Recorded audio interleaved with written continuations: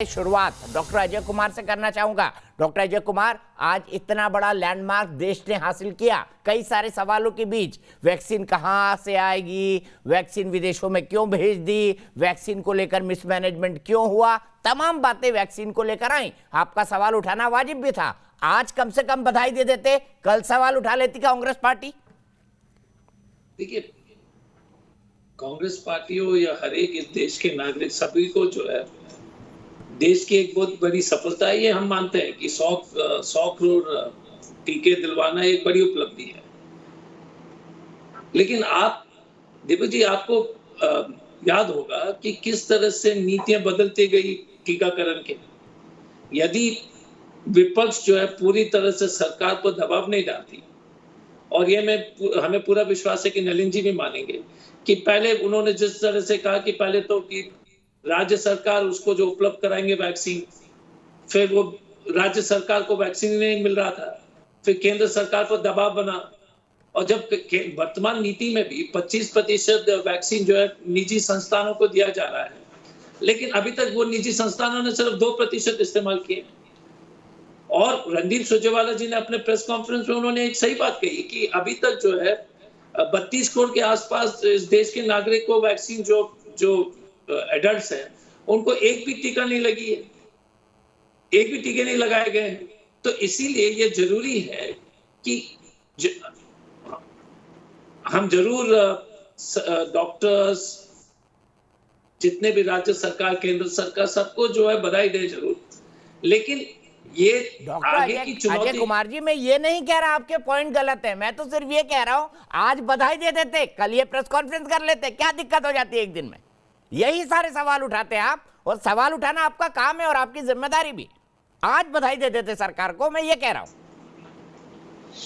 देखिए, एक चीज है, मैं तो हमेशा कहता हूं कि परसों के हमने प्रेस कॉन्फ्रेंस में हमने यही कहा था, लेकिन देखिए विपक्ष का काम है सरकार को ईमानदार रखना। आप बताइएगा कि ये सरकार जिस तरह से इवेंट मैनेजमेंट लाल किला में कर रहे हैं, वैक्सीनेशन का फोटो में प्रधानमंत्री जी का जो है फोटो लगाते हैं, कोई भी दुनिया में कोई देश इस तरह की हरकत नहीं करती है, किसी भी देश में इस तरह की हरकत नहीं हो रहा है। लेकिन हमारे देश में प्रधानमंत्री जी का फोटो अपने वैक्सीन में, लाल किले में जो एक कार्यक्रम चल रहा है। अब ये कोई तरीका, जब 27 करोड़ जब पोलियो के वैक्सीन पूरी तरह से पोलियो से मुक्त हो गई थी इस देश में, तो आपने लाल किला में कार्यक्रम देखा था क्या? आपने इस तरह का इवेंट मैनेजमेंट देखा था क्या? तो हमें अफसोस है इस सरकार से। आपने नहीं किया, इसीलिए तो वो सत्ता में है। डॉक्टर साहब, आप अगर करते तो आप भी सत्ता में रहते, आप भी वाहवाही हो सकता है, हो सकता है, तो बाहर है सत्ता से। आप समझे नहीं अभी तक इस राज को, नहीं, इस सीक्रेट को समझ नहीं पाई कांग्रेस पार्टी में। एक चीज मैं बताऊं कि ये देश की जनता 114 रुपए डीजल, 80 करोड़ लोग को जो फ्री राशन पर निर्भर हो गए हैं, जो 40 करोड़ 80 करोड़ इस देश के 80 करोड़ लोग जो है फ्री राशन पर निर्भर हो गए हैं। इस जिस तरह से महंगाई बढ़ रही है, ये इवेंट मैनेजमेंट से बात नहीं संभलने वाली है। तो मैं अभी भी कहता हूं कि आप देश के हित में कीजिए, और सबको बधाई, डॉक्टर्स, पॉलिटिशियन, सभी को जो है, वैक्सीन मैन्युफैक्चरर, सबको मैं बधाई। और काम अच्छा, काम कम से कम 100 करोड़, लेकिन 100 करोड़ टीके लग गए। अब आगे जो आपको दिसंबर 31 तक या जो भी है सरकार ने जो डेट तय किया, मुझे लगता है 31 दिसंबर तक, इस साल के आखिरी तक, तो 1 करोड़ 50 लाख के आसपास रोज जो है टीके देने पड़ेंगे। ये बड़ी चुनौती, और हम जल्द ये सरकार से उम्मीद करते हैं कर लेंगे।